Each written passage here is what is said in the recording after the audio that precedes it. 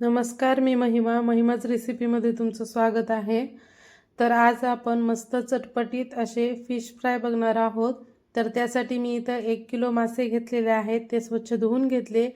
मासे धुताना त्यामध्ये ज्वारीचं पीठ, लिंबू आणि मीठ लावून स्वच्छ धुवून घ्यायचे।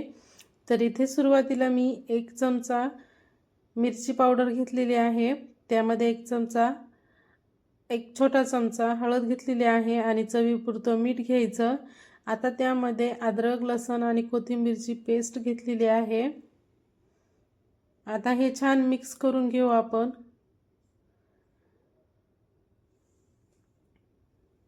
आता मिक्स करून झाले तर त्यामध्ये अर्धा लिंबाचा रस टाकून घ्यायचा। छान मिक्स करून घेऊ। आता त्यामध्ये 2 छोटे चमचे आपण इथं बेसन पीठ घेणार आहोत। बेसन पिठाच्या ऐवजी तुम्ही कॉर्नफ्लॉवर सुद्धा घेऊ शकता। आता त्यामध्ये थोडंसं पाणी टाकून आपण याचा छान असा मसाला तयार करून घेणार आहोत।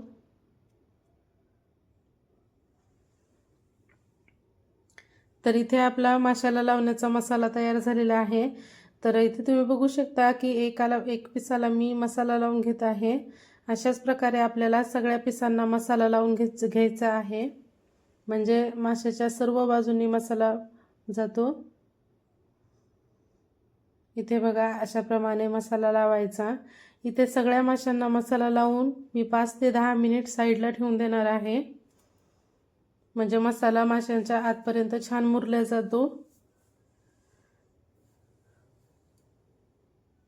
तर इथे 10 मिनिट झाल्यानंतर पॅनमध्ये 3 ते 4 चमचे तेल टाकून घ्यायचं। आपण इथे जास्त तेलाचा वापर नाहीत करणार।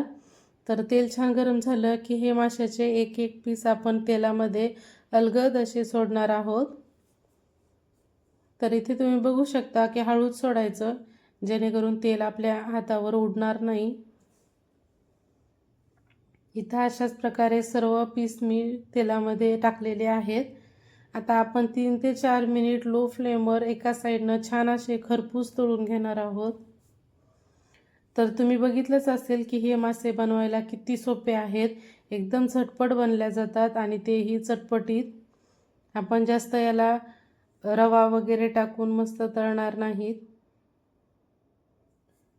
एकदम झटपट बनल्या जातात। आता एका साईडनं छान फ्राय करून झालेले आहेत, आपण दुसऱ्या साईडनं पण छान करून घेणार आहोत। तर इथे बघा, दोन्ही साईडनं पण छान असे कुरकुरीत तळलेले आहेत। तर छान तळल्यानंतर आपण साईडला एका प्लेटमध्ये काढून घेणार आहे। तर अशाच प्रकारे मस्त चटपटीत असे फिश फ्राय बनवून तयार आहेत। रेसिपी आवडली असेल तर लाईक करा, शेअर करा आणि व्हिडिओ पाहिल्याबद्दल धन्यवाद।